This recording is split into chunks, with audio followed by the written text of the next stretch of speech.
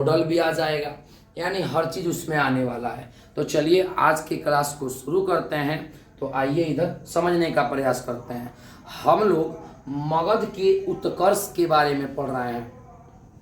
थोड़ा समझिए, हम लोग मगध के उत्कर्ष के बारे में पढ़ रहे हैं कि आखिर मगध का उत्कर्ष कैसे हुआ, मगध पर किन किन राजाओं ने शासन किया, मगध का बढ़ोतरी कैसे हुआ और किस राजा ने अपने पुत्र को मारा और किस पुत्र ने अपने पिता को मारा। आज हम लोग संपूर्ण समझने वाले हैं। तो ये होने वाला है पार्ट नंबर 2। चलिए शुरू करते हैं। मगध का उत्कर्ष। देखिए यहाँ एक राजा का नाम आपको दिख रहा है, इसका नाम है अजात शत्रु। ये सब बड़ा खतरनाक वाला था ना, ये सब अपने ही पिता को ससुरा मार के शासन कर रहा था। सिंपल सा कहानी है अजात शत्रु। आइए इसके बारे में जानते हैं। देखिए अजात शत्रु जो था वह एक राजा था। कहाँ का राजा था? तो मगध का राजा था। किस वंश का था? तो हर्यक वंश का था। थोड़ा नॉर्मल सा आप समझने का प्रयास कीजिए। ये जो अजात शत्रु है ना, ये मगध का राजा था और हर्यक वंश का राजा था। लेकिन अजात शत्रु के पिता थे बिंबिसार। इसने क्या किया? अजात शत्रु ने अपने ही पिता बिंबिसार का वध कर दिया। बोला कि बुढ़ऊ अब तू हट, हमार शासन बुआ पर चढ़ी। अब अजात शत्रु ने किया क्या? अपने ही पिता बिंबिसार को मार दिया और खुदे गद्दी पर बैठ गया। 492 में बिंबिसार को इसने मारा। क्लियर है ना? और 492 से लेके अजात शत्रु 461 तक मगध पर शासन किया। ईसा पूर्व बुए हमरे उल्टा चलता है, थोड़ा आराम से समझिए। ये अजात शत्रु ने क्या किया? अपने ही पिता बिंबिसार का हत्या कर दिया 492 में और खुदे मगध की गद्दी पर बैठ गया।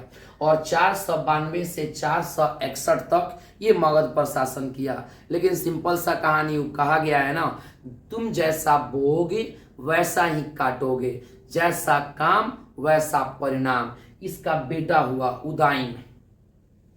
इस अजात शत्रु का एक बेटा हुआ उदयन। वो भी कह रहा था पापा ठीक बात है, टेलर और पिक्चर अभी बाकी है। तो चलिए भाई आगे समझते हैं क्या है। देखिए सिंपल सा कहानी है। तो अजात शत्रु के पिता कौन थे? बिंबिसार। बिंबिसार का वध किसने किया? उन्हीं के पुत्र अजात शत्रु ने। देखिए आखिर अजात शत्रु नाम का अर्थ क्या होता है, थोड़ा समझिए।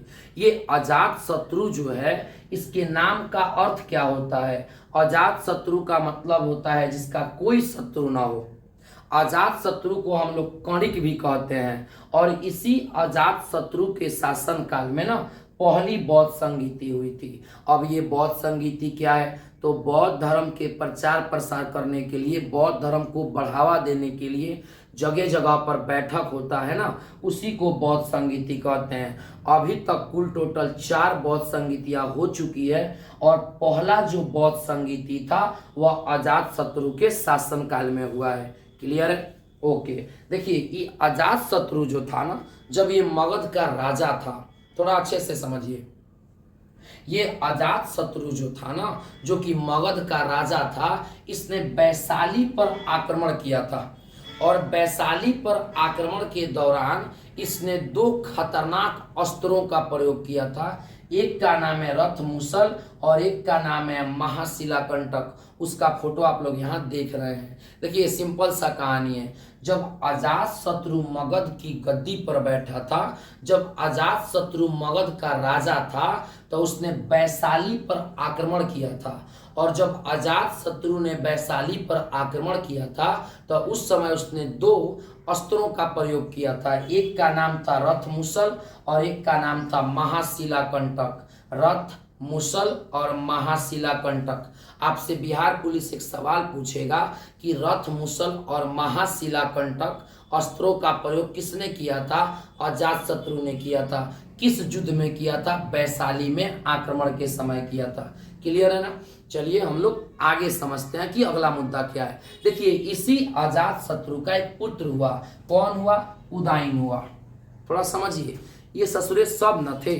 सबसे पहले बिंबिसार शासन किया हर्यक वंश में मगध पर।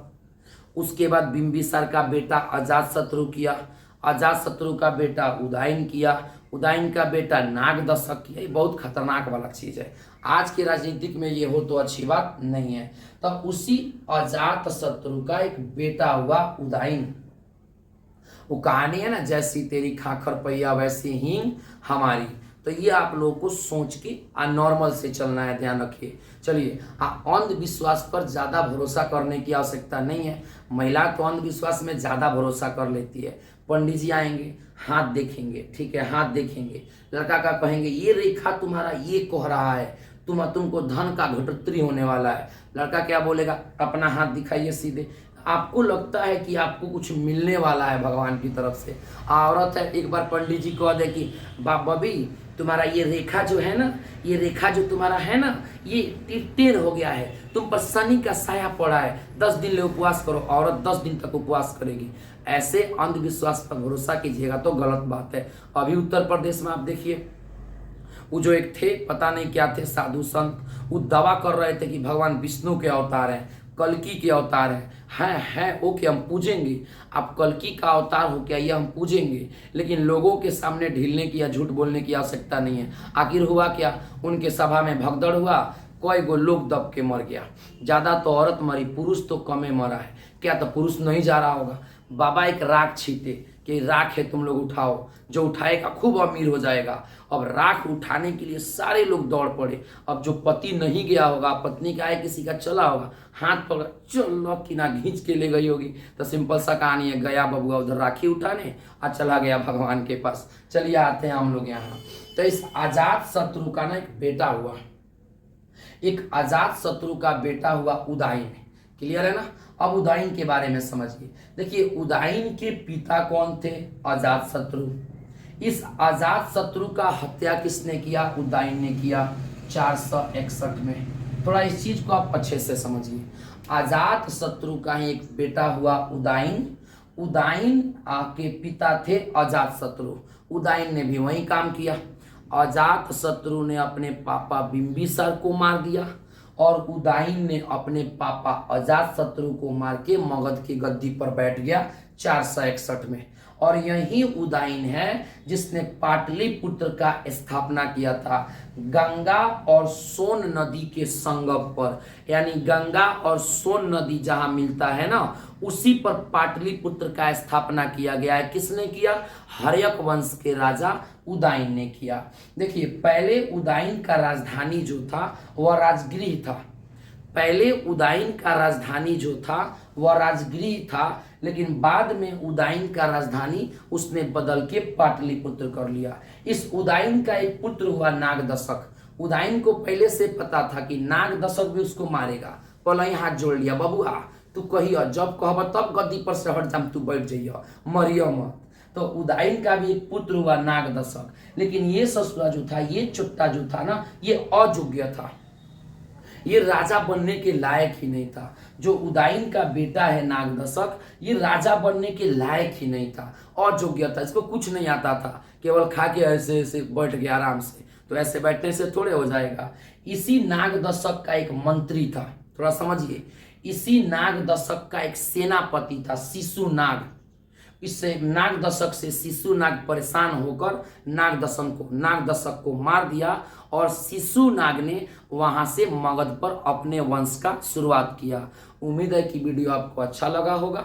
चलिए फिर मिलेंगे कल के क्लास में, तब तक के लिए जय हिंद। डरना नहीं है, सिंपल सा कहानी है, मर गए तो जिंदगी का अंत राखी है, मर गए तो जिंदगी का अंत राखी है। ये तो टेलर है, पिक्चर अभी बाकी है।